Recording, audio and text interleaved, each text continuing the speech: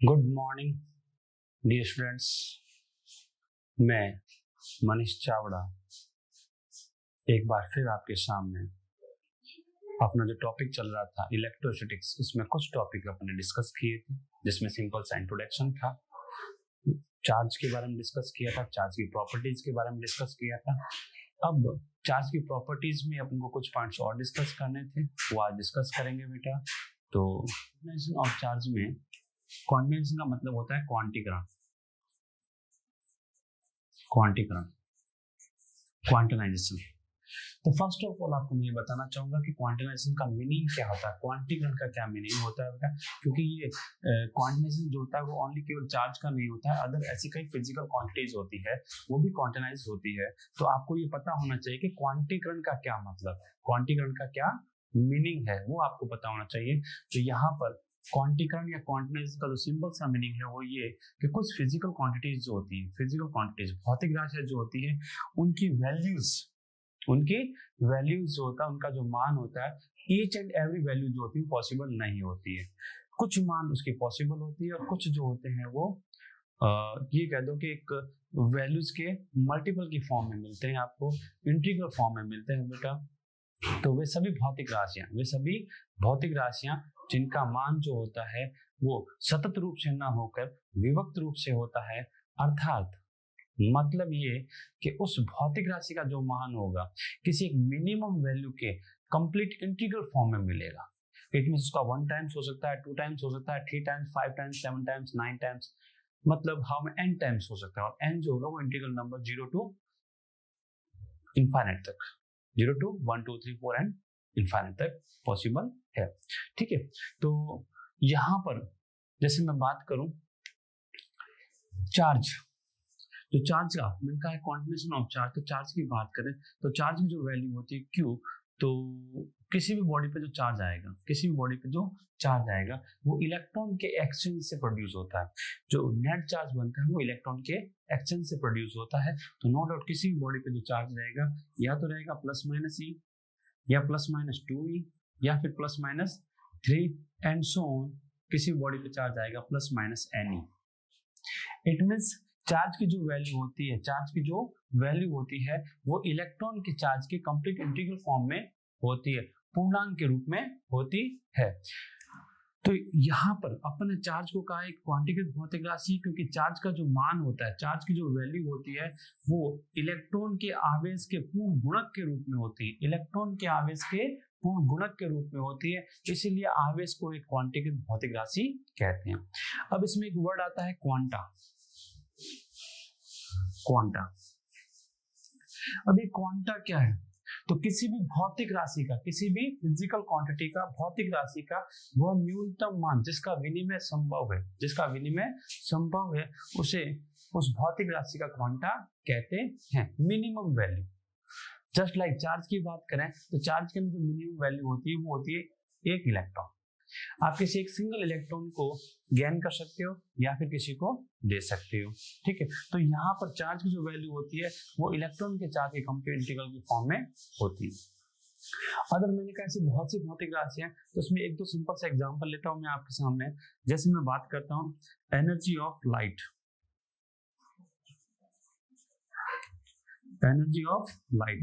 जो लाइट है उस लाइट की जो एनर्जी लेके जाती है बेटा वो लेके जाती है E equals to H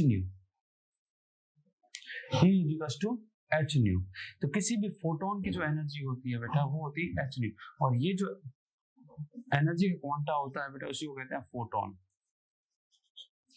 energy का जो क्वांटा होता है उसे कहते हैं फोटोन।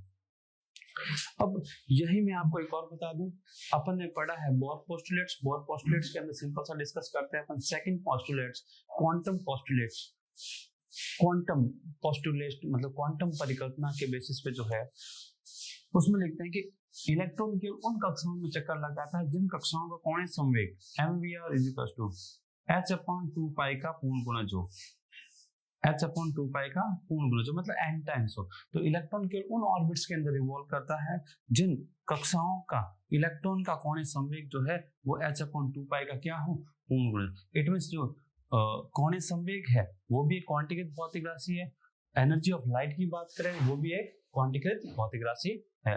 तो प्रकृति में वे सभी भौतिक राशियां, प्रकृति में वे सभी भौतिक राशियां जिनका विनिमय सतत रूप से ना होकर विभक्त रूप से होता है, सतत रूप से ना होकर विभक्त रूप से होता है, उन सभी भौतिक राशियों को बेटा क्वांटिनाइजेशन कहते हैं, क्वांटिनाइजेशन ऑफ फिजिकल क्वांटिटी कहते हैं बेटा, क्वांटीकृत भौतिक राशि कहते हैं। और मिनिमम वैल्यू जिसका अपन एक्सचेंज कर सकते हैं, लेन देन कर सकते हैं बेटा, वो मिनिमम वैल्यू जो होती है वो क्वांटा होती है। जैसे चार्ज ऑफ क्वांटा की बात करें तो इलेक्ट्रॉन का आवेश, एंगुलर मोमेंटम की बात करें, एंगुलर मोमेंटम का क्वांटा जो होगा वो h/2π। फोटोन की एनर्जी, मिनिमम एनर्जी जो होगी वो होगी h-nu। और एनर्जी का जो क्वांटा होता है उसे कहते हैं फोटोन, एनर्जी का जो क्वांटा होता है उसे क्या कहते हैं, फोटोन, स्पेसिफिक नाम दे रखा है। तो यहाँ पर इलेक्ट्रोस्टैटिक्स में अभी तक जो अपन ने डिस्कस किया उसमें फर्स्ट फॉर्मूला बेटा, फर्स्ट फॉर्मूला जो आया अपने पास क्या है, Q + -Ne, Q + -Ne। अब इसके ऊपर कई क्वेश्चन जो है वो बनते हैं, सिंपल से फॉर्मूला है, सिंपल फॉर्मूला है, सिंपल क्वेश्चन बनते हैं। एग्जांपल्स की बात करें, एग्जांपल्स इस कॉन्सेप्ट के ऊपर जो बेस एग्जांपल्स है, तो Q + -Ne ये फॉर्मूला है। यहाँ पर मैं आपको बता दूं, पॉजिटिव चार्ज तब आएगा जब आप इलेक्ट्रॉन क्या करेगा, बॉडी इलेक्ट्रॉन क्या करेगा, त्यागे। नेगेटिव कब आएगा, जब इलेक्ट्रॉन ग्रहण करे। ठीक है, ये दो सिचुएशन है कि पॉजिटिव चार्ज कब आएगा, जब इलेक्ट्रॉन बॉडी को त्यागे, और नेगेटिव कब आएगा, जब बॉडी इलेक्ट्रॉन को ग्रहण करे। तो इस पे टाइप्स ऑफ वैरायटी क्वेश्चंस देखें।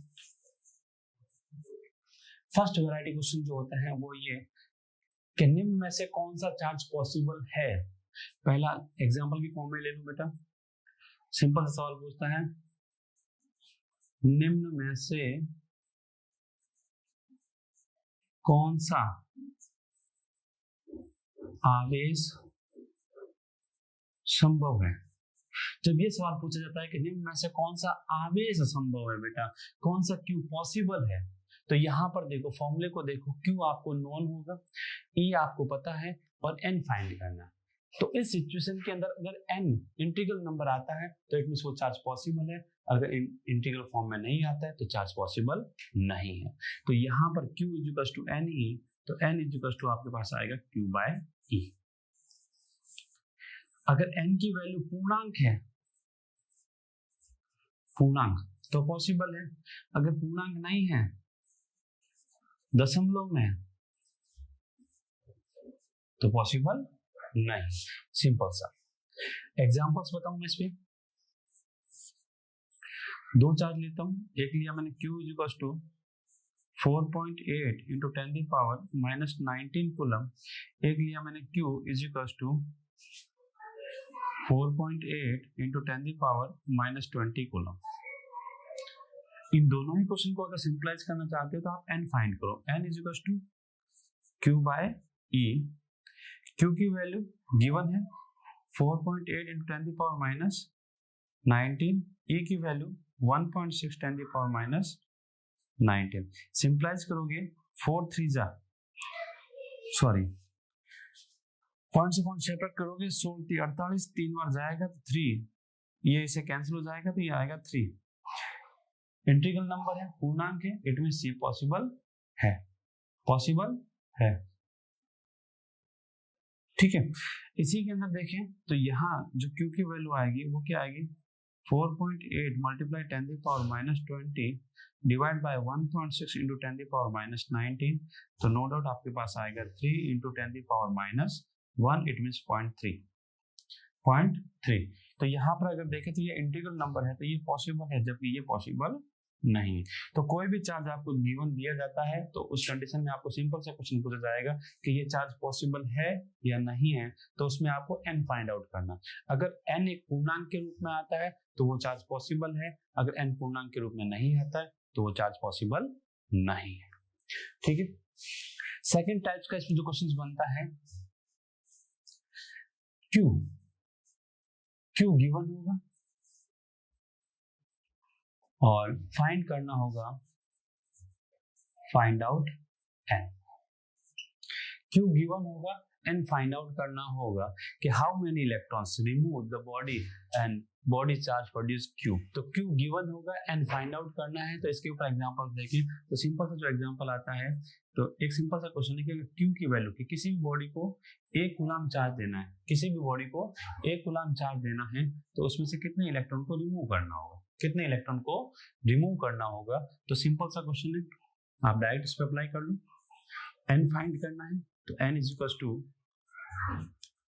Q by E.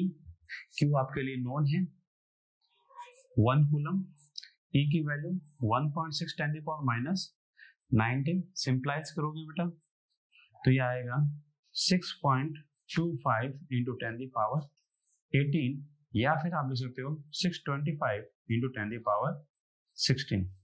It means किसी भी बॉडी को 1 कूलम चार्ज देना है, किसी भी बॉडी को 1 कूलम चार्ज देना है, तो उसमें से आपको 625 इंटू 10 की घात 16 इलेक्ट्रॉन निकालने होंगे, या 6.25 इंटू 10 की पावर 18 इलेक्ट्रॉन होंगे उसमें से रिमूव करने होंगे, तो पॉजिटिव चार्ज आएगा। अगर नेगेटिव 1 कूलम चार्ज देना है तो इतने इलेक्ट्रॉन उसमें ऐड कर। अब ये क्वेश्चन अगर 2 कूलम के लिए पूछ ले, 1.5 कूलम के लिए पूछ ले, 3.5 के लिए पूछ ले, तो क्यू की वैल्यू पुट करो, ई से डिवाइड करो, और ये 1/e की वैल्यू आपके लिए नोन हो गई। 1/e की वैल्यू आपके लिए नोन हो गई। अब अगर आपको कहता है 2 कूलम के लिए तो मल्टीप्लाई बाय 2, 3 कूलम के लिए तो मल्टीप्लाई बाय 3 कूलम, 2.5 तो 2.5 के लिए आप सिंप्लाइज कर सकते हो। नेक्स्ट, इसी के अंदर एक सिंपल सा क्वेश्चन पूछा जाता है,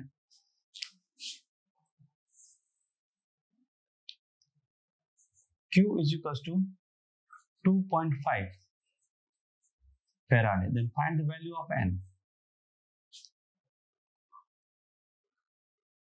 Q की वैल्यू 2.5 फैराड है, then find the value of N। तो बेटा ये क्वेश्चन जो है वो आपके लिए है, आप इसको सिंपलाइज करें।